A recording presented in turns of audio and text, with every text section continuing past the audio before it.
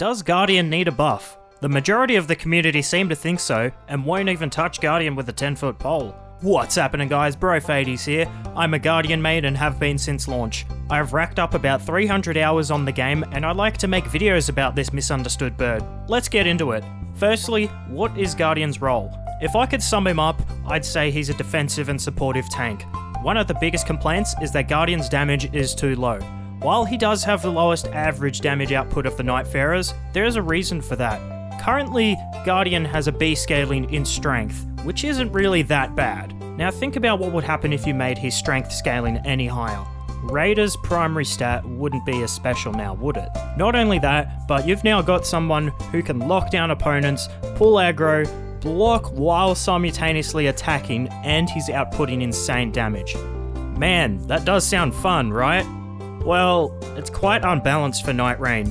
Sure, in the base Elden Ring game, you can level up as high as you want, grab all the broken gear you want, you can level up whatever stats you want, and you can craft the perfect, most broken build ever.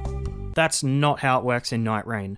You can mold your Nightfarer using relics, but you ultimately can't make the broken build that you're used to playing in Elden Ring. And that brings me to my next point. Some people are trying to make their Elden Ring builds in Nightreign. When you play as a Nightfarer, you must play to the constraints of the one you've picked. You've essentially picked out a pre-made build with their own weapon types that they specialize in and abilities. Sure, you can deviate from that and use other weapons, but the game incentivizes you to use the weapon class each Nightfarer specializes in.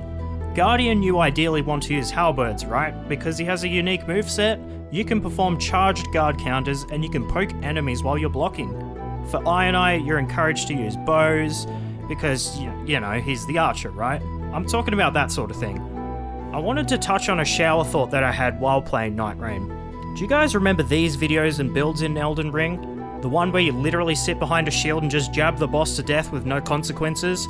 This was one of the build recommendations for cheesing pre-patch PCR. People loved that build, and it was strong because you could simultaneously attack the boss while blocking and you weren't taking any damage.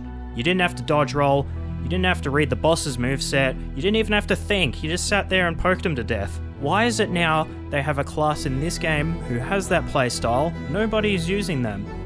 I've heard from the folks in my Discord and gathered my own thoughts, and I think it's to do with the fact that this playstyle is a little slow for Nightreign. It's not snail-pace slow, but it's much slower than having 3 wilders, say, spamming jump attacks or something. That being said, Guardian is so much more than just a shield and poke character, so you're not just locked into that playstyle.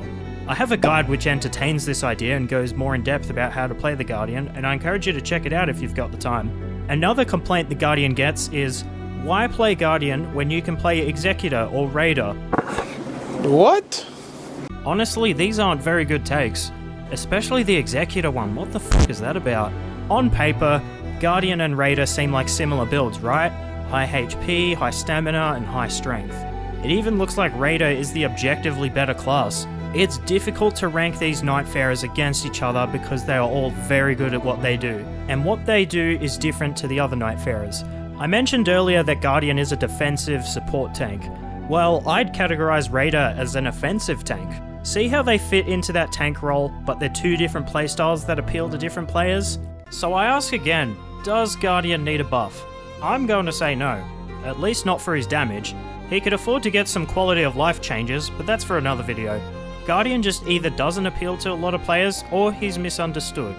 It's easy for people to judge, but it's hard to sit back and go, okay, is he really that bad, and how does he fit into the game and complement the team?